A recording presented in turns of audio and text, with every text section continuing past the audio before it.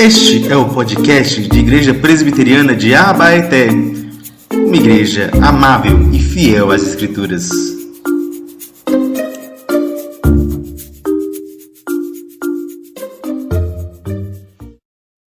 Acharam? Vamos ler então Mateus capítulo 5, versículo 8. A palavra do Senhor nos diz: bem-aventurados os limpos de coração, porque verão a Deus. Vocês podem ler comigo? Bem-aventurados os limpos de coração, porque verão a Deus. Baixe a cabeça e ore mais uma vez. Senhor, muito obrigado pela Tua palavra, que é viva e verdadeira. Ó Pai, que o Senhor nos mostre Tua face hoje, com os nossos corações purificados por meio daquele que é Cristo, que nos chamou para ser como Ele, manso e humilde de coração. A gente possa aprender a refletir um pouco essa imagem, essa beleza do nosso próprio coração e poder Te ver. Que o Santo Espírito esteja atuando em nós essa noite, nos capacitando a ouvir Tua palavra, os nossos corações que são duros, e que o Senhor também esteja nos abençoando, ó Pai, para que esse texto possa se tornar uma realidade em nossas vidas. Amém. Meus irmãos, como você imagina Deus? Certa vez, eu fazia estágio lá no FMG, e aí eu tinha uma entrevista de um outro estágio, né? E aí, lá no metrô de Belo Horizonte, naquela estação central, eu saí naquela estação correndo para poder conseguir a minha entrevista de estágio, que eu não passei, mas eu estava ali naquela correria, e um jornalista me parou, no susto. Era 7 horas da manhã, eu, naquela época, né, eu dormia meio mal, né, porque eu estudava à noite, então eu não era ninguém 7 horas da manhã. E aparece o jornalista da Rede TV e me pergunta: como é a voz de Deus? No supetão. E aí, no susto, a única coisa que me veio foi Apocalipse. É uma voz como de muitas águas. E aí eu esqueci. Mas aquela foi a primeira vez em que eu fui levado a essa pergunta: como é Deus? Como nós podemos imaginar Deus? Afinal, essa tentativa e essa experiência, essa expectativa de ver a Deus e de que Deus é belo, é uma expectativa muito grande, não é? É uma expectativa que a palavra do Senhor coloca no nosso coração. A gente acabou de cantar: Senhor, formoso és, a tua face eu quero ver. E é justamente porque a gente é chamado a contemplar, e Deus tem essa promessa tão preciosa de que nós veremos a face dele, de que nós veremos a beleza dele, e a gente fica às vezes imaginando como será a beleza de Deus. A Adélia Prado, uma importante poetisa mineira, da qual eu gosto muito, ela tem um poeminha meio engraçado que fala sobre isso, né? É um poema chamado Parâmetro, e o poema é curto, eu vou ler para vocês. Deus é mais belo que eu, e não é jovem. Isso sim é consolo. É engraçadinho o modo como ela fala, né? Afinal, Deus existe antes da fundação do mundo, e sempre existiu. E Deus é mais belo que nós, e ainda assim é velho. Os irmãos que estão caminhando para a terceira idade aí, sintam-se consolados por essa verdade, não é? Todos nós. Deus é mais velho que nós e é belo também, não é? E isso sim é consolo. Mas o que é engraçado é que de alguma maneira a Adélia conseguiu captar o modo como a beleza de Deus transforma o nosso coração. Obviamente que a piadinha parece dizer respeito ao fato de que ela, como alguém que também já está envelhecendo, inclusive está bem velhinha mesmo, tem consolo em saber que Deus é belo, mesmo sendo mais velho que ela, e ainda assim aquilo consola o coração dela. E a beleza de Deus, de algum modo, quando a gente contempla a beleza de Deus, quando a gente entende a beleza de Deus, isso também nos transforma, isso também nos consola. E esse versículo que a gente está aqui diante de nós, essa bem-aventurança, É uma bem-aventurança que vai falar um pouquinho sobre essa esperança. Essa esperança que nós temos de ver a face de Deus. E ao mesmo tempo, o modo como essa esperança nos chama agora a ser limpos de coração. A gente tem estudado esse sermão e a gente tem aprendido que essas 8 bem-aventuranças, essas 8 características com qual Jesus começa esse sermão, elas são mais do que simplesmente 8 atitudes que a gente precisa ter e desenvolver. Porque não são coisas que a gente pode desenvolver de fato, não é? A gente tem aprendido sobre como Cristo, como por meio de Cristo, Deus faz essas coisas em nós. Como Deus nos chama agora a ser discípulos dele. Lembrem-se, nesse contexto, Jesus está falando para os discípulos e para a multidão. Mas quem é o mensageiro real são os discípulos. Jesus quer que os discípulos, aqueles que seguem Ele, aqueles que estão comprometidos com Ele, saibam como é segui-lo, ou o que significa segui-lo de fato. E ao mesmo tempo Ele quer que a multidão ouça esse discurso, e talvez alguns que são dispersos, que são apenas fãs de Jesus, se aproximem dele e agora também queiram tornar seus seguidores. E essas bem-aventuranças, então, elas seguem uma certa lógica espiritual.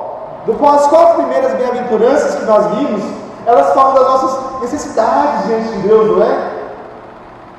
Deus, bem-aventurados os humildes, os pobres, aqueles que reconhecem a sua pobreza, que reconhecem que não tem nada para entregar para Deus, que suas obras são trapos de imundície e encontram consolo no reino de Deus, não é? Bem-aventurados o que vê essa ausência em si e chora de arrependimento pelos seus pecados, porque Deus há de consolar. Bem-aventurados os mansos, aqueles que entregam para Jesus a sua força e que se descobrem fracos, e que Deus é forte por eles, não é? Porque aí eles herdaram a terra. Bem-aventurados aqueles que não têm justiça, e que por isso têm fome e sede de justiça. Fome e sede de justiça, porque serão fartos. Deus dará um banquete para nós de justiça.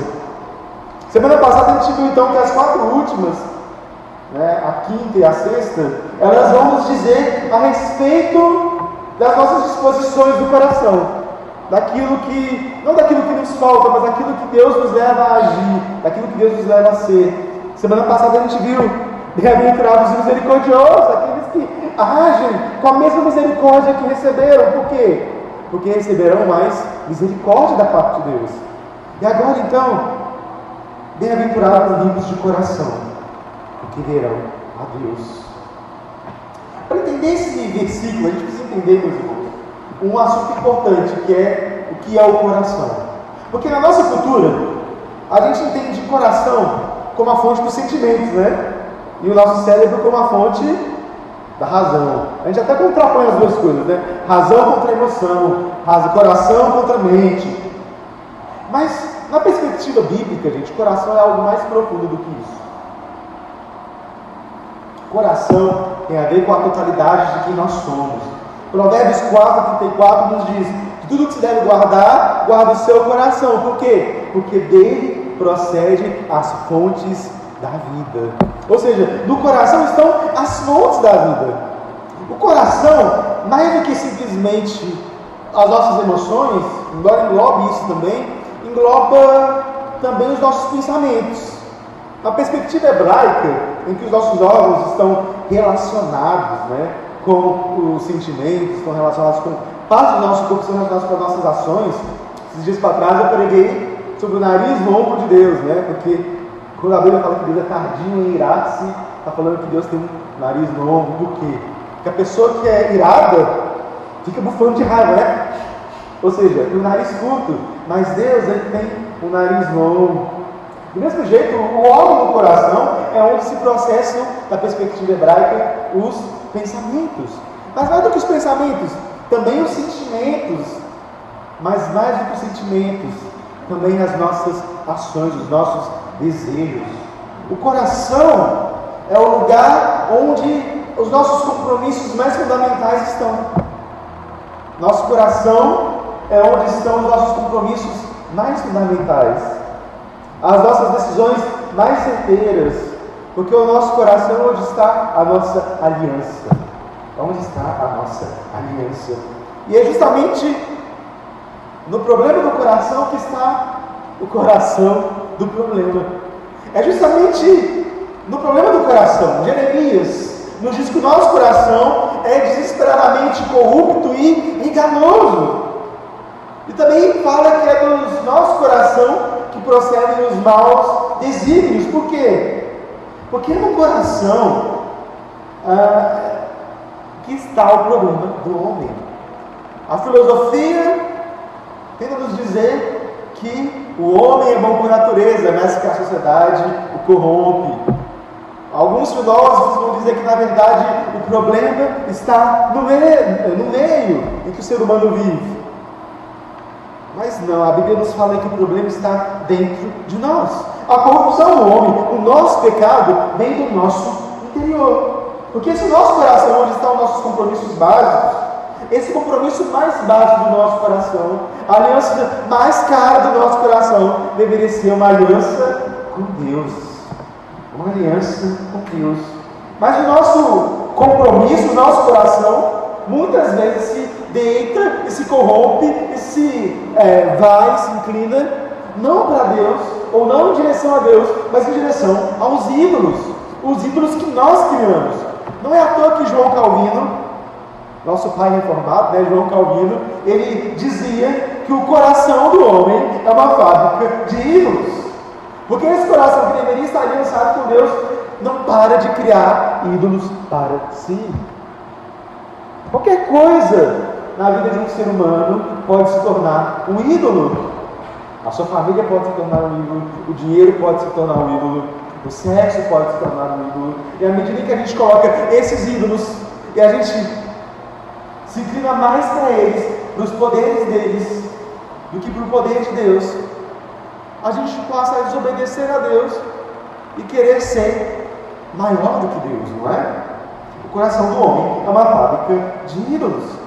Muitas vezes o nosso coração está então criado nessa concepção de que o ser humano está ligado a esses ídolos.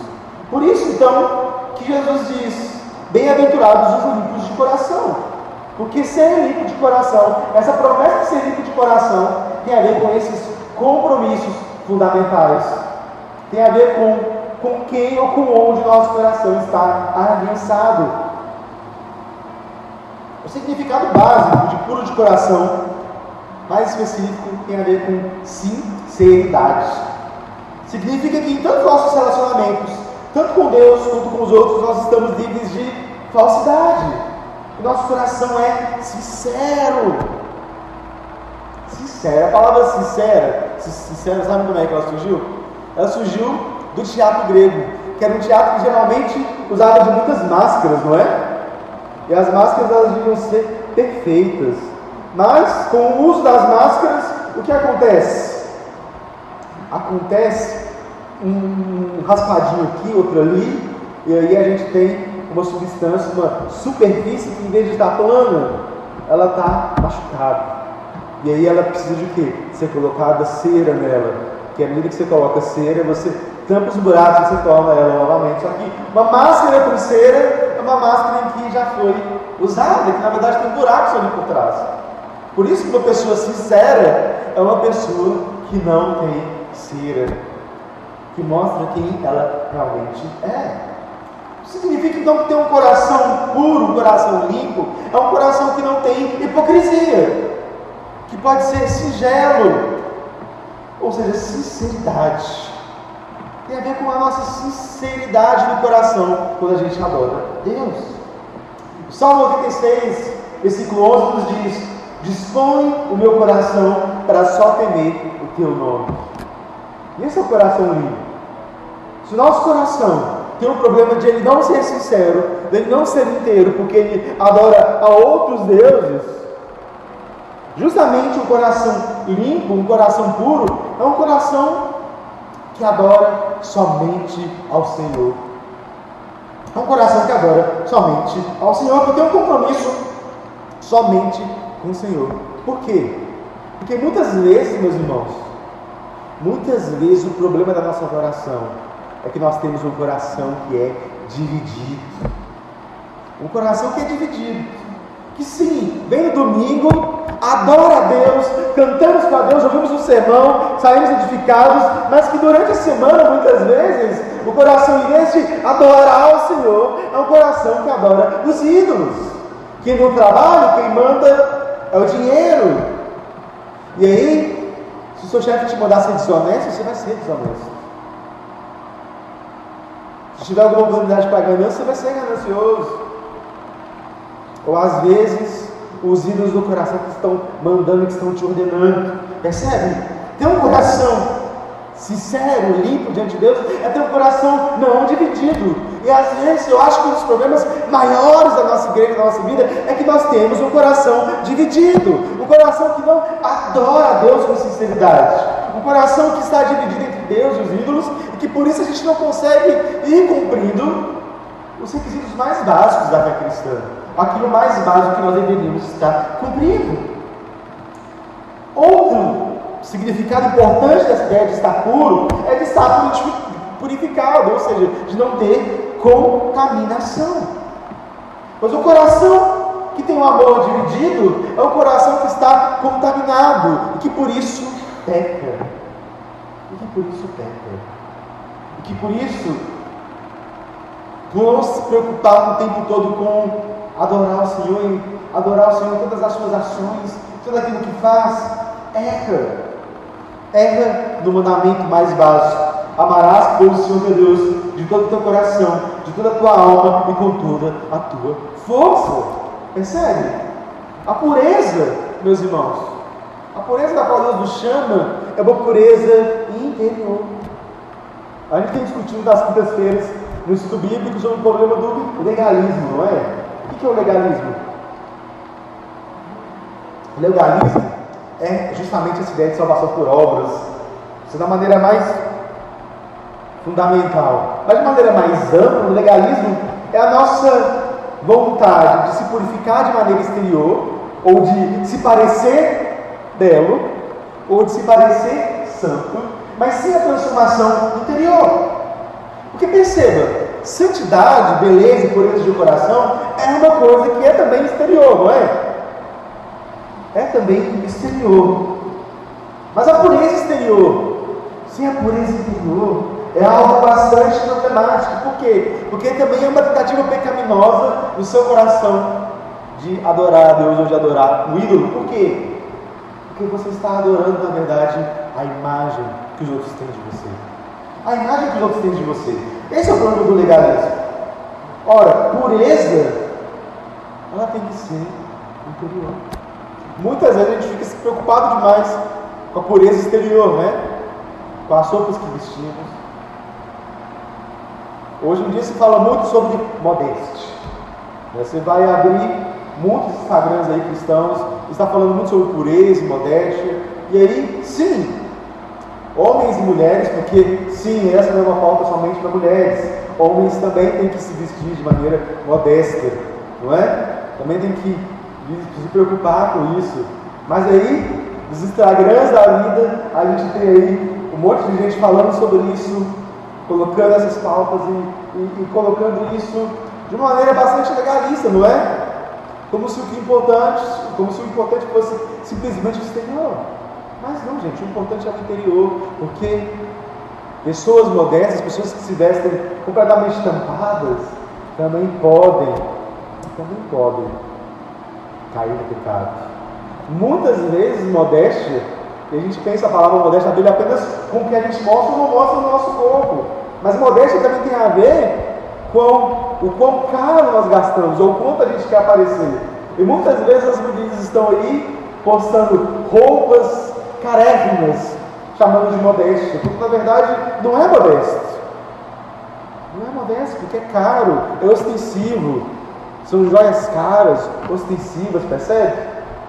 Na verdade, tudo isso tem esse problema, porque o ser humano sempre vai querer se mostrar de algum jeito, não é? Muitas vezes lá na igreja, a gente tem discutido muito isso nas quintas-feiras, né? A gente, por causa de um espírito legalista, a gente cultiva relacionamentos que são muito superficiais. A gente não confessa os nossos pecados uns para os outros, por quê? Porque se a gente confessar um pecado, a gente está aí com medo do irmão fofocar, a gente quer parecer mais santo. Quando alguém irmãozinho peca de maneira grave e fica público na igreja, muitas vezes os corações, ao invés de acolher o irmão, ficam preocupados em apontar. Isso gera uma postura de medo de ser sincero, medo de ser sincera. Se eu não puder um coração, gente, sincero, que adora o Senhor e que se preocupa com santidade, é mais do que se preocupar com esses elementos exteriores, mas é se preocupar com os elementos interiores, para que o interior reflita a transformação que deve acontecer no exterior. É isso que a Bíblia nos ensina, é isso que é importante. De um modo geral, a gente pode falar que essa sinceridade de coração, essa interesse de coração, é justamente a obra da santidade. Porque a gente não pode deixar de notar a semelhança que esse versículo tem com a promessa que está escrita em Hebreus 12, que diz que sem santidade ninguém verá o Senhor. Ninguém verá o Senhor. Sem santidade, sem a nossa transformação interior, sem essa sinceridade de coração, a gente não pode ver ao Senhor. E isso mostra para a gente como é que a gente transforma esse desejo. Porque ter sinceridade de coração, ter santidade, não é uma coisa que você faz na força do seu braço, é uma coisa que Deus faz em você, à medida em que o seu coração está disposto a querer conhecer mais Deus, desejar amá-lo, desejar servi-lo. E é assim que o Senhor nos assevera que nós vamos ter santidade, e assim, por causa da nossa pureza, por causa desse crescimento, dessa limpeza do nosso coração, a limpeza do nosso coração, que a gente vai ter um coração puro. O que é um coração puro, no final das contas? Alguém que adora o Senhor com integridade, que tudo que faz para o Senhor é com integridade.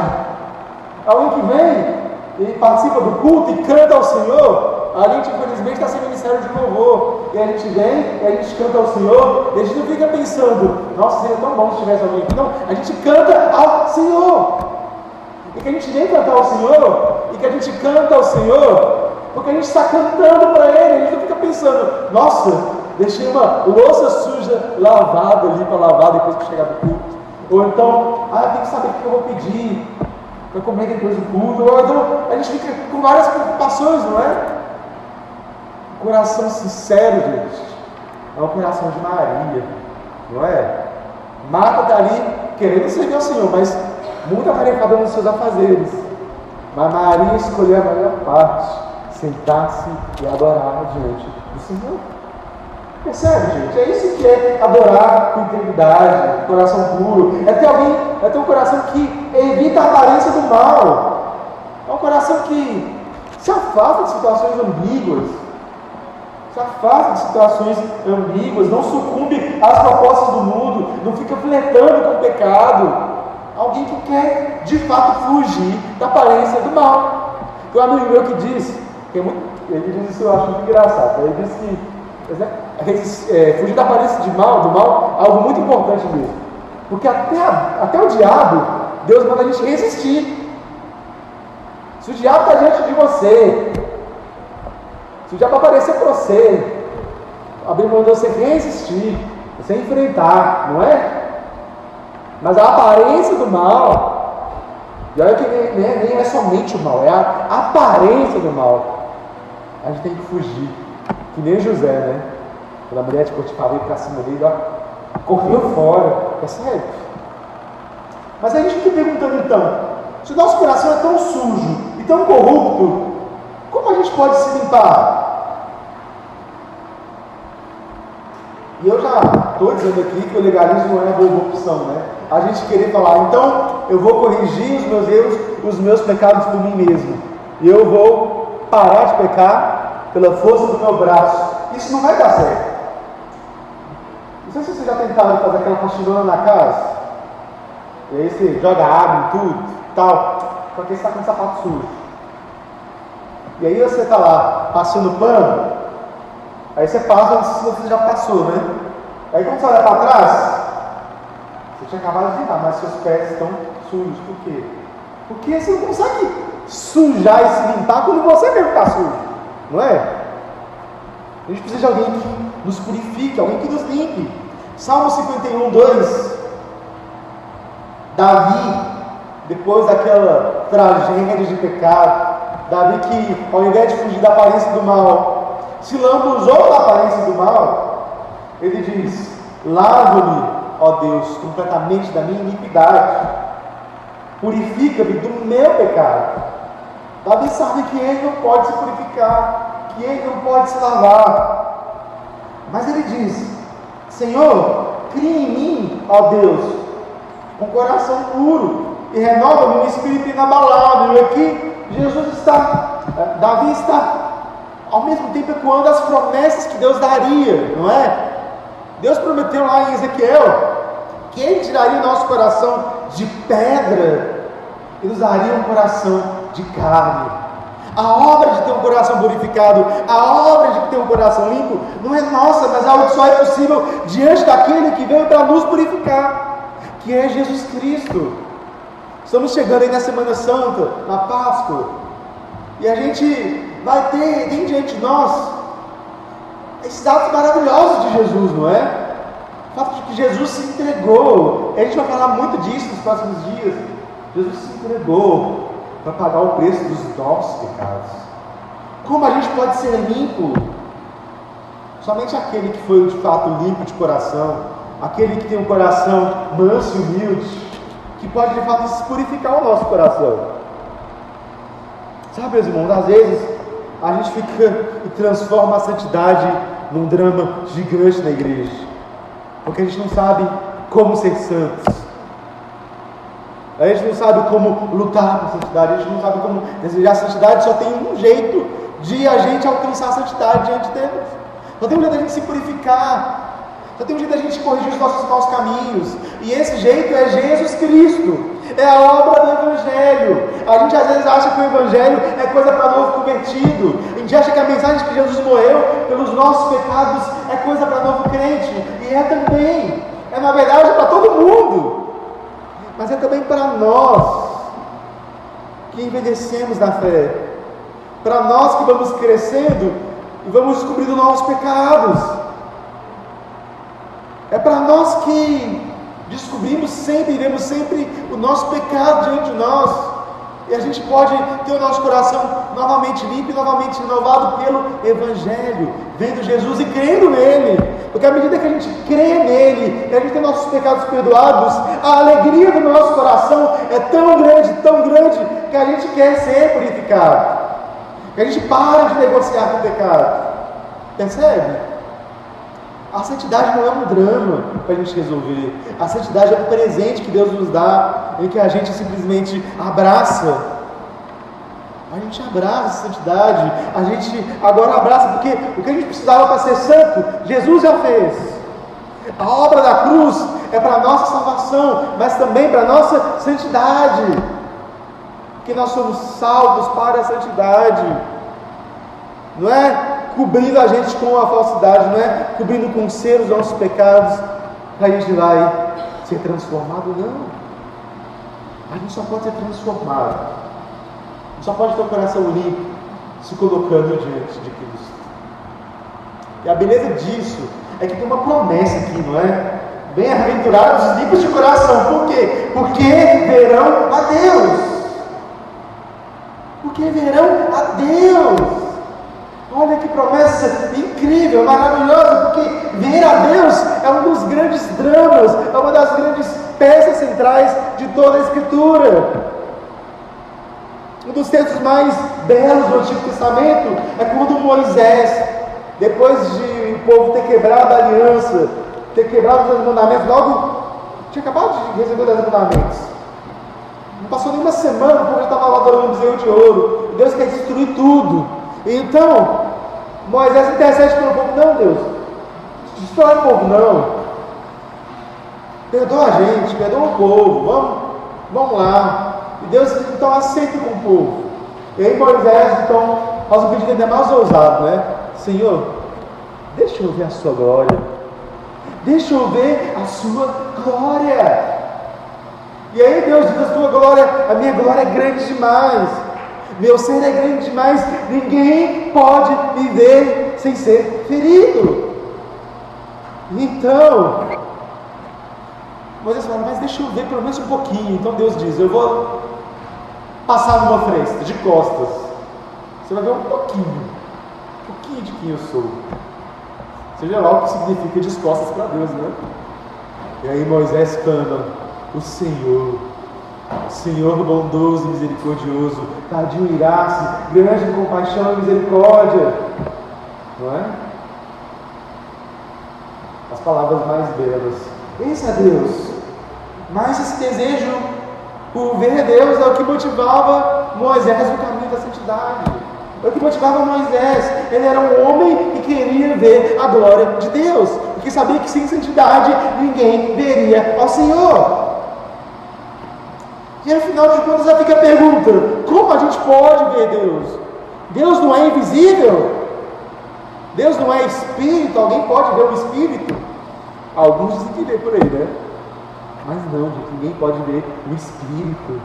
Afinal, Deus é invisível. Mas sim, existe um jeito de ver a Deus.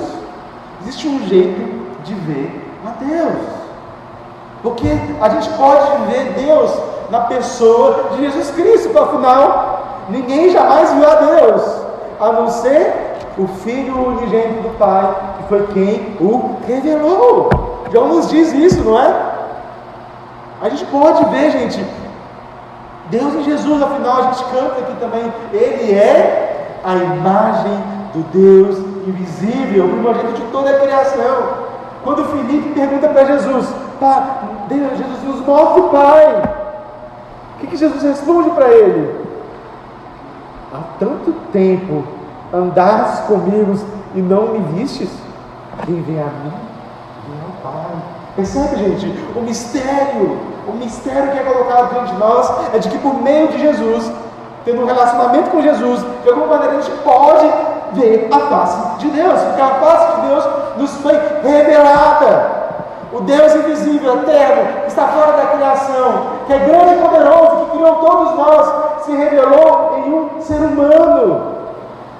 Na pessoa divina e humana de Jesus, a gente pode ver a face de Deus. Ele se fez homem para que a gente pudesse ver Deus. E assim a gente vai encontrá-lo plenamente. Afinal, nosso coração anseia por ver a beleza das coisas. E não há nada mais belo, nada mais poderoso, nada mais grandioso do que ver a Deus. E essa é a promessa. E assim, essa promessa, como todas as outras aqui, tem um pouquinho de já e um pouquinho de ainda não. Todas as promessas das bem-aventuranças, gente, todas elas de algum modo já se cumprem na nossa vida presente, não é? Mas elas também vão se cumprir. E aqui isso é muito poderoso para a gente entender isso. Porque à medida que a gente tem o nosso coração limpo por Deus, à medida que Deus vai nos purificando, vai nos transformando, essa beleza de Deus inacessível, nós podemos ver a Deus pela fé na face de Cristo, não é? À medida que a gente desenvolve santidade, e que a gente entra nesse caminho, e que a gente ouve o Evangelho, a gente crê, e pela fé, Deus vai se revelando a nós. E a gente então pode ver a face de Deus hoje. Como? A gente pode ver a face de Deus na natureza. Ele que criou todas as coisas, e a gente olha para aquilo que Deus fez, e a gente pensa, quão magnífico é seu nome em toda a terra, não é, Deus?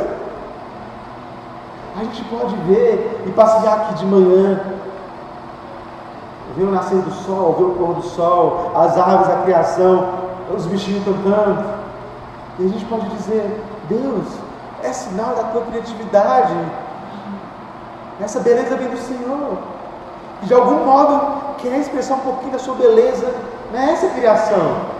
E a gente pode ver Deus agindo no mundo da sua providência também, não é? Naquilo como Deus cuida do mundo, e como as coisas acontecem de maneiras misteriosas. Não é? A gente às vezes fica muito preocupado em ver os milagres de Deus, mas o milagre não é a forma natural de Deus agir, não é? A forma natural de Deus agir é a providência. E a gente não pensa nisso. Quando eu penso na providência, eu penso no meu pão de manhã. Porque eu tenho que trabalhar para ter meu pão, não é? Mas mais do que isso, Eu não produzo o meu pão. Meu pão é produzido primariamente numa plantação de trigo que eu nem sei onde é. Onde eu sei, não tem plantação de trigo. E aí tem alguém que produz trigo em algum lugar do mundo. E que Deus está dando saúde, Deus está dando chuva para esse trigo da terra brotar. E aí, uma outra pessoa pega esse trigo e processa, não é? Transforma em farinha, numa empresa qualquer, que não é a grande da plantação. E Deus está dando saúde para aqueles trabalhadores trabalharem, não é? E aí isso é vendido empacotado, vai para uma outra fábrica, vai para a padaria, onde tem um padeiro ali que também eu não conheço, produzindo os meus pães, que eu vou lá e compro. E a gente não se maravilha, porque uma coisinha errada nesse processo, gente, um pouquinho de chuva a menos em algum lugar do mundo, já poderia tirar meu pão da mesa. Mas Deus é tão bom que meu pão está ali. Percebe? A gente às vezes fala coincidência para algumas situações da nossa vida, né? Mas não é coincidência. Não existe nada neste mundo que não está debaixo das mãos poderosas de Deus. E quando a gente tem o nosso coração santificado, a gente pode ver Deus nisso, não é? A gente pode ver Deus, gente, no meio dos nossos problemas, no meio do nosso caos. Essa semana a gente está vendo aí muitos irmãos nossos com dengue, com chikungunya, passando dores, mas ainda assim Deus é fiel. Famílias, a nossa igreja tem passado por um momento de luto, mas ainda assim Deus é fiel.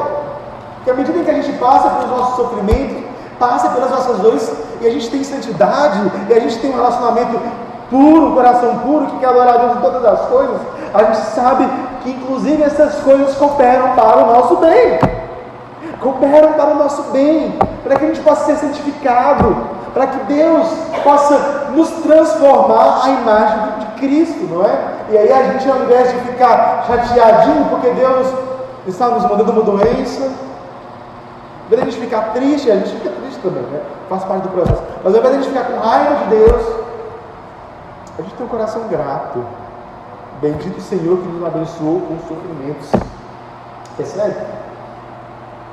No meio das nossas lutas, a gente vê Deus livrando, curando, cuidando, transformando, abençoando. É a providência de Deus. Mas a gente também vê Deus nas pessoas, né? Que são a verdadeira imagem dele. O modo como muitas vezes a gente é abençoado por alguém, em que Deus fala conosco numa conversa, numa ligação, num abraço. A gente às vezes está triste, a gente está desconsolado, mas a gente tem aquele sentimento de que Deus nos abandonou, chama um irmãozinho, sabe que você está cansado, te dá um abraço e diz: Deus te ama, Deus está cuidando de você. Às vezes aquilo que a gente tem tanta dificuldade de crer, porque o nosso coração às vezes está dividido, a gente precisa às vezes de alguém para vir e nos consolar, nos dar um abraço, nos abençoar. E isso é Deus também agindo por meio disso, não é? Porque todas essas coisas têm a ver com o nosso coração, como a gente enxerga Deus por meio da santidade. A santidade é o colírio dos nossos olhos, a pureza do coração é o colírio dos nossos olhos que nos faz enxergar a face de Deus hoje, entende? E quando a gente então começa a caminhar no caminho da santidade, a escolher ter o nosso coração íntegro ao Senhor, e a gente começa a lutar essa luta contra o pecado, a gente começa a chamar alguns irmãos para nos ajudarem nessa luta, a gente vai vendo Deus agir, percebe? Mas perceba que isso ainda é pouco diante dessa promessa, não é? A gente pode ver Deus, mas a gente quer ver Deus, a gente quer estar diante do nosso Senhor, não é? É essa a promessa que está aqui. É por isso que eu já, mas ainda não, porque tem parte dessa promessa que ainda vai se cumprir, que o nosso coração tem que ansiar, que a gente quer ser mais santo, porque à medida que a gente vai ser mais santo, a gente vai ver mais, e a gente quer ver esse final, esse desfecho, porque de algum modo Deus nos fará vê-lo face a face. É a promessa que está mostrada ali para nós em Apocalipse. Nós o veremos face a face. Face a face. É a promessa gloriosa da nossa ressurreição, de que nós ressuscitaremos no último dia. Esse corpo mortal que habitará na terra, vai se levantar dos mortos, renovado e glorificado. Essa criação será renovada e Deus estará diante de nós, face a face. Face a face. Porque o maior presente do céu, o maior presente que a gente vai ter na nova criação, não é a nova criação em si. É maravilhoso a nova criação. É maravilhoso o nosso corpo ressurreto. É maravilhoso aquilo que a gente vai viver, de ter um corpo sem pecado, sem doença, não é? Mas mais maravilhoso ainda, e que dá sentido a tudo isso, é o fato de que Deus estará no meio do seu povo. Nós o veremos face a face.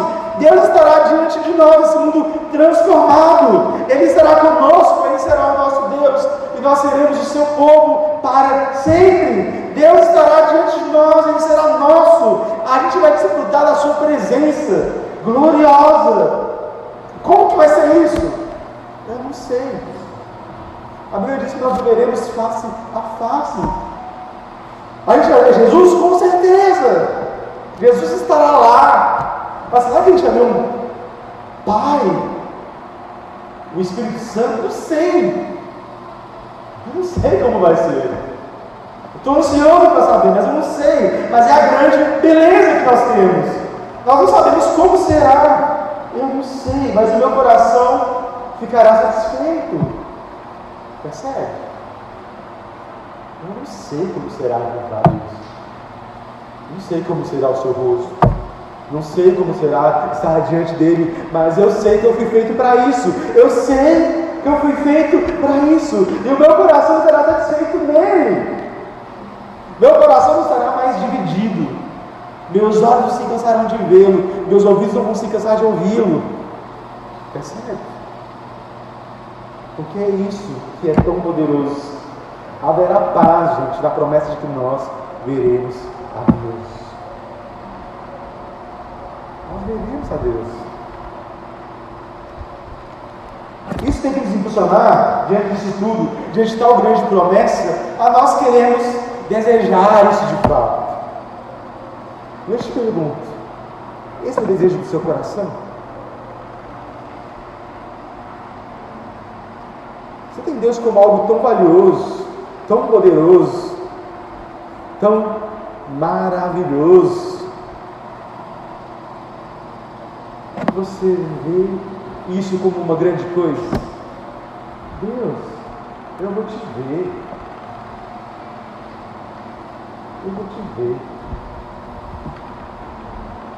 Hoje de manhã, no nosso culto infantil, Tom fez uma oração tão bonitinha, uma coisa que me marcou. Foi quando ele disse: Deus, o Senhor é a coisa mais maravilhosa que a gente tem. E eu acho que essa tem que ser a nossa oração todos os dias, porque Deus é a coisa mais maravilhosa que a gente tem. É o mais belo. Se a gente não tem consolo disso, como que a gente pode viver nessa vida, gente? Como que a gente pode ter essa esperança?